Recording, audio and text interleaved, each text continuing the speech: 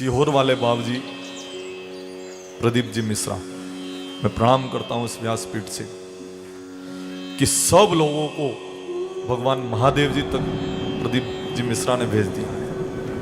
देखो आप छोटे छोटे बच्चे विद्यालय जाने से पूर्व जल का कलश लेकर जाते हैं, क्योंकि उन्होंने एक सूत्र दिया है, सभी समस्या का हल एक लोटा जल। खाली एक लोटा जल महादेव जी को चढ़ा दो, सब समस्या का समाधान है। मेरी बहनें भी, पुरुष वर्ग भी, बालक क्या, वृद्ध क्या, युवान क्या, सब महादेव जी के चरणों में लाइन लगती है साहब हर शिवालय में।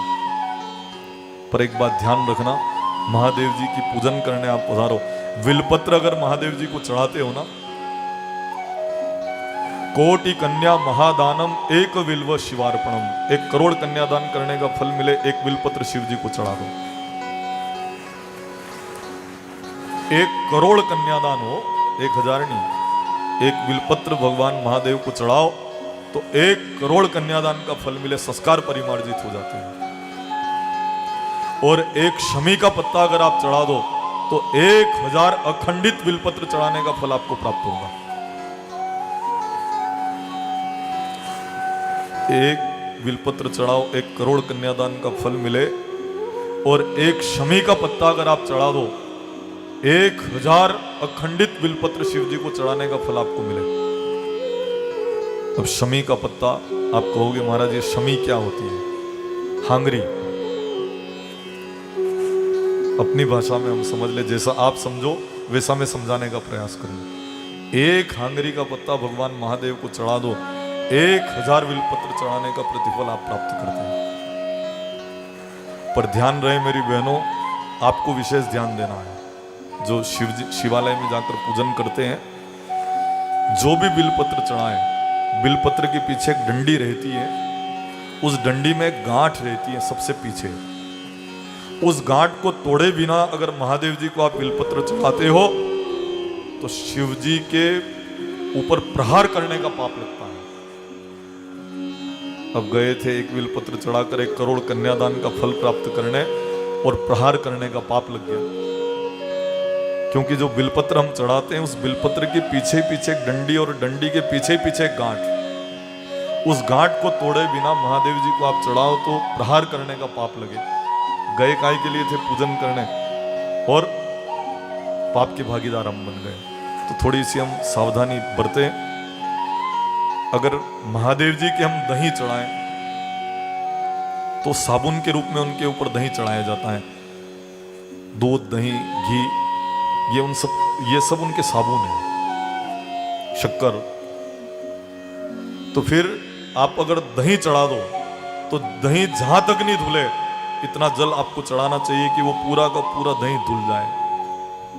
आपके भी साबुन लगे लो, और अगर ऊपर जल नहीं डालो और साबुन नहीं धो, आपको ठीक लगता है क्या? खाली थोड़ा सा कान में रह जाए, बाहर निकलते ही कोई देखता है।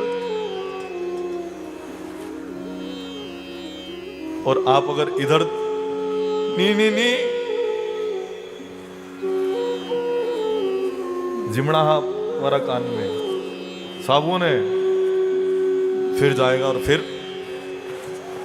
अब विचार करो कि साबुन जहां तक नहीं धुले वहां तक आप स्नान पूर्ण नहीं मानते हो ना। उसी तरह से भगवान महादेव जी को दही अगर चढ़ाओ तो 1 चम्मच दही चढ़े तो 1 गिलास कम से कम जल जरूर चढ़ाएंगे।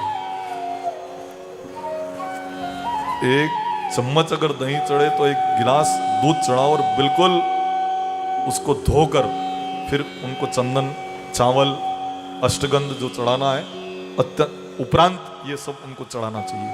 संस्कार परिमार्जन करने के लिए भले नमः शिवाय जाप करो, ओम नमो भगवते वासुदेवाय जाप करो, या बोले ओम नमो नारायण जाप करो, या बोले आप जो भी गुरु मंत्र के रूप में आपको प्राप्त हुआ हो उस मंत्र का जाप करो।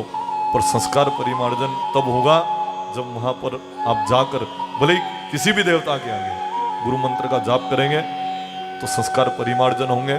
जिस स्थान के ऊपर जाप करोगे वो देवता भी जागृत होंगे, और उनकी महती विशिष्ट कृपा आप प्राप्त करेंगे।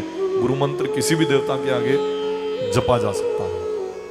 तो चतुश्लोकी भागवत एक श्लोकी भागवत ओम नमो भगवते वासुदेवाय और ज्ञान वैराग्य को जागृत किया। ज्ञान वैराग्य भक्ति नारद जी के हृदय में विराजमान हुए। इस कथा से कौन कौन लोग पवित्र होते हैं? एक एक अक्षरम पुंसाम महापातक नाशनम महा।